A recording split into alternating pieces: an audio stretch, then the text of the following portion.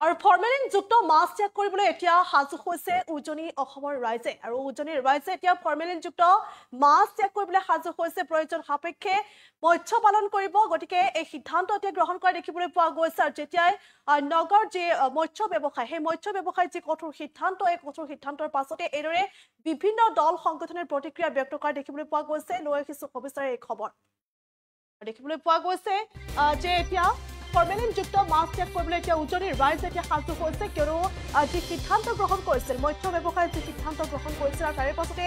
এইদৰে দেখিবলৈ পোৱা গৈছে এইদৰে প্ৰতিক্ৰিয়া ব্যক্ত কৰিছে উজনিৰ ৰাইজে যে ফৰ্মেলিনযুক্ত মাছ এতিয়া ত্যাগ কৰিব উজনিৰ ৰাইজে আৰু নগৰ মৎস্য ব্যৱসায়ৰ যি সিদ্ধান্ত গ্ৰহণ কৰিছিল বা যি ঘোষণা কৰিছিল তাৰ পাছতে এইদৰে দেখিবলৈ পোৱা গৈছে আমগুৰিত দল সংগঠনৰ তীব্ৰ প্ৰতিক্ৰিয়া এতিয়া দেখিবলৈ পোৱা গৈছে বিভিন্ন দল সংগঠন এতিয়া ওলাই আহিছে আৰু বিভিন্ন দল সংগঠনে এইদৰে এতিয়া তীব্ৰ প্ৰতিক্ৰিয়া ব্যক্ত কৰা দেখিবলৈ পোৱা গৈছে যে ফৰ্মেলিনযুক্ত মাছ ত্যাগ কৰিব উজনিৰ ৰাইজে আৰু যেটো দেখিবলৈ পোৱা গৈছে যে এতিয়া মিয়া হাতা অভিযান অৰ্থাৎ মিয়াখেদা অভিযান এতিয়া অব্যাহত আছে আৰু মিয়াখেদা অভিযান অব্যাহতৰ সময়ছোৱাতে এতিয়া নগৰ যি মৎস্য ব্যৱসায় আছে সেই মৎস্য ব্যৱসায় উজনিলৈ মাছ নপঠিয়াৰ কথা যি সিদ্ধান্ত বা যি ঘোষণা কৰিছে আৰু তাৰে পাছতে এইদৰে বিভিন্ন দল সংগঠনে প্ৰতিক্ৰিয়া ব্যক্ত কৰা দেখিবলৈ পোৱা গৈছে প্ৰয়োজন সাপেক্ষে সকলোৱে মৎস্য পালন কৰিব কিন্তু সেই মাছ এতিয়া যি নগৰ যি মৎস্য ব্যৱসায় সেই মৎস্য ব্যৱসায়ৰ যি সিদ্ধান্ত সেই সিদ্ধান্তক এতিয়া বিভিন্ন দল সংগঠনে আদৰণি জনোৱা দেখিবলৈ পোৱা গৈছে লাগিলে ফৰ্মেলিনযুক্ত মাছ এতিয়া ত্যাগ কৰিব উজনিৰ ৰাইজে আৰু সেই নগৰ মৎস্য ব্যৱসায়ৰ ঘোষণাৰ পাছতে এইদৰে আমগুৰিত দেখিবলৈ পোৱা গৈছে বিভিন্ন দল সংগঠন ওলাই আহিছে আৰু বিভিন্ন দল সংগঠনে এইদৰে তীব্ৰ প্ৰতিক্ৰিয়া ব্যক্ত কৰা দেখিবলৈ পোৱা গৈছে আৰু লাগিলে প্ৰয়োজন সাপেক্ষে উজনিৰ মৎস্য পালকক সহায় আগবঢ়াবলৈ এতিয়া উদ্যত হৈছে সাজু হৈছে বিভিন্ন দল সংগঠন ওলাই আহিছে আৰু যিহেতু নগৰ মৎস্য ব্যৱসায়ে উজনিলৈ মাছ নপঠিওৱাৰ কথা সিদ্ধান্ত ঘোষণা কৰিছে বা এই কঠোৰ সিদ্ধান্ত গ্ৰহণ কৰিছে আৰু সেই কঠোৰ সিদ্ধান্তৰ পাছতে এতিয়া দল সংগঠন ওলাই আহিছে আৰু দল সংগঠনে এতিয়া সাজু হৈছে যদিহে প্ৰয়োজন তেনেহ'লে উজনিৰ যি মৎস্য পালক আছে সেই মৎস্য পালককো যি ধৰণে সহায় সহযোগিতা প্ৰয়োজন সেই সহায় সহযোগিতা আগবঢ়াব গতিকে যি নগৰ যি মৎস্য ব্যৱসায়ৰ যি সিদ্ধান্ত গ্ৰহণ কৰিছে সেই সিদ্ধান্তক এতিয়া সমৰ্থন জনোৱা দেখিবলৈ পোৱা গৈছে বিভিন্ন দল সংগঠনে এতিয়া সমৰ্থন জনাইছে আৰু তেওঁলোকে উল্লেখ কৰিছে যে কেৱল মাছেই নহয় ৰাসায়নিক সাৰযুক্ত শাক পাচলিও যোগান ধৰিব নালাগে শিৱসাগৰবাসীক এইদৰে এতিয়া বিভিন্ন দল সংগঠনে প্ৰতিক্ৰিয়া ব্যক্ত কৰা দেখিবলৈ পোৱা গৈছে আৰু বিভিন্ন দল সংগঠনে এইদৰে প্ৰতিক্ৰিয়া ব্যক্ত কৰা দেখিবলৈ পোৱা গৈছে নগৰ মৎস্য ব্যৱসায় সন্থাৰ যি কঠোৰ সিদ্ধান্ত এই কঠোৰ সিদ্ধান্তৰ পাছতে উজনি অসমলৈ মাছ প্ৰেৰণ নকৰে এই সিদ্ধান্ত গ্ৰহণ কৰিছিল আৰু যিটো এতিয়া ৰাজ্যত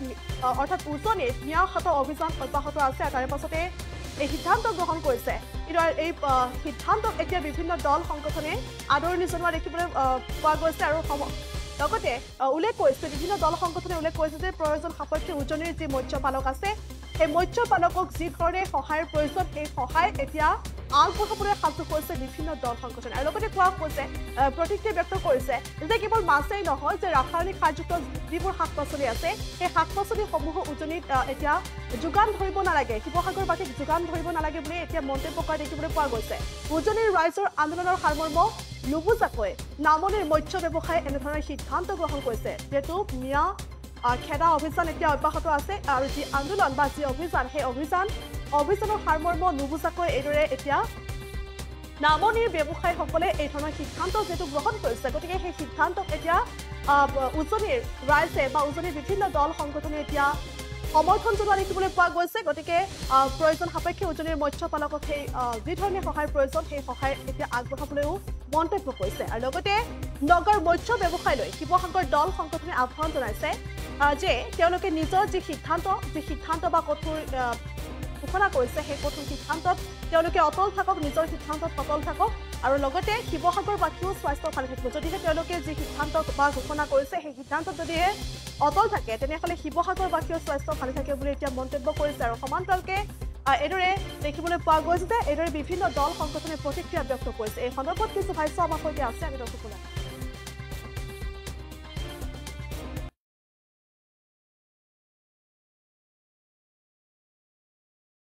স্বাগত বাক কৰিছে এটা আচলতে মিয়াৰ মাছে যে উজনি অসম চলে বুলি তেওঁলোকে যি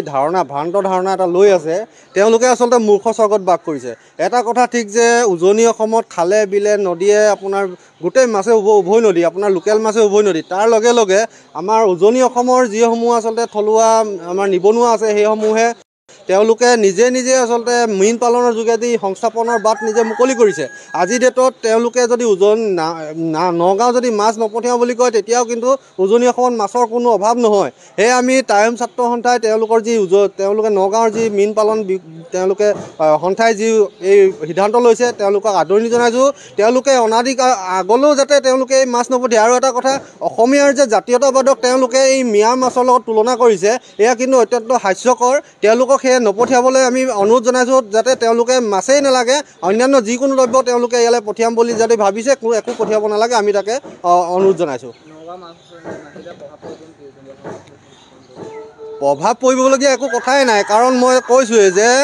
উজনি অসমত খালে বিলে নদীয়ে গোটেই আপোনাৰ লোকেল মাছে আচলতে গোটেই ভৰপূৰ হৈ আছে। তাৰ লগে লগে আপোনাৰ যিসমূহ আজি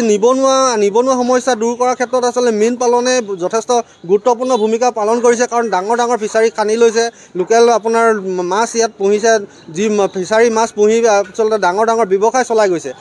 তাৰ পৰিপ্ৰেক্ষিতত যদি নগাঁৱৰ মাছে ইয়াত উজনি অসম চলাম বুলি তেওঁলোকে যি ভ্ৰান্ত ধাৰণা লৈ আছে, সেয়া কিন্তু অত্যন্ত হাস্যকৰ। আৰু এটা কথা ঠিক যে তেওঁলোকে যি এটা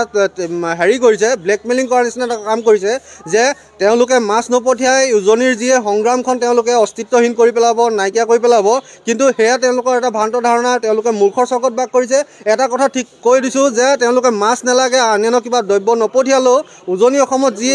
যি সংগ্ৰাম চলি গৈছে, যেতিয়ালৈকে অসমীয়াৰ অস্তিত্ব আচলতে ৰক্ষা হৈছে বুলি আমি আশ্বস্ত নহ'ম, তেতিয়ালৈকে কিন্তু অনাদি অনন্ত কাললৈকে অসমীয়াৰ ইয়াত প্ৰভুত্ব থাকিব লাগিব। অসমীয়াৰ ৰাজনৈতিকভাৱে, আমাৰ শৈক্ষিকভাৱে, সামাজিকভাৱে আমাৰ অস্তিত্ব সুৰক্ষিত হ'ব লাগিব। আৰু যেতিয়ালৈকে নহয় কিন্তু অনাদি অনন্ত কাললৈকে এই আমাৰ সংগ্ৰাম চলি থাকিব। উজনি অসমত বিশেষ কোনো প্ৰভাৱ পৰে বুলি আমি বিলাসিত নাই ভবা নাই, কিয়নো উজনি অসম এনেও মাছ যথেষ্ট পৰিমাণৰ জলাশয়ৰ পৰা আদি কৰি বিলত বিল বা নদীত যথেষ্ট মাছ আছে। গতিকে উজনি অসমত বিশেষ প্ৰভাৱ পৰা আমি কোনো দেখা নাই। আৰু এটা কথা, আচলতে মিয়াসকলে ভাবিছে যে তেওঁলোকে আমাৰ উজনি অসমলৈ মাছটো নপঠিয়ালে উজনি অসমৰ মানুহে যেন খাবলৈ নাপায় মৰিব, তেনেকুৱা ধৰণৰ এটা কণ্ডিশ্যনত তেওঁলোকে সৃষ্টি কৰি বিচাৰিছে। আচলতে এইটো অতিশয় হাস্যকৰ, কিয়নো আচলতে তেওঁলোকে শেষত বিপদত পৰিব যে তেওঁলোকে আচলতে উৎপাদিত মাছখিনি কৰি যাব, তেওঁলোকে সেইটো ভাবিয়ে পোৱা নাই আচলতে। কিন্তু আমাৰ উজনি অসমত ইয়াৰ কোনো প্ৰভাৱ নকৰে, বৰঞ্চ উজনি অসমৰ মানুহ স্বাস্থ্যৱান হ'ব। কিয়নো আমি সকলোৱে জানো যে নামনি অসমৰ বিশেষকৈ মৰিগাঁও, নগাঁও এই অঞ্চলৰ মাছসমূহ আচলতে কৃত্ৰিমভাৱে উৎপাদন কৰা, তেওঁলোকে বহু পৰিমাণৰ আচলতে কিছুমান ৰাসায়নিক যোগাযোগ কৰক 7099017330 অথবা 7099017990।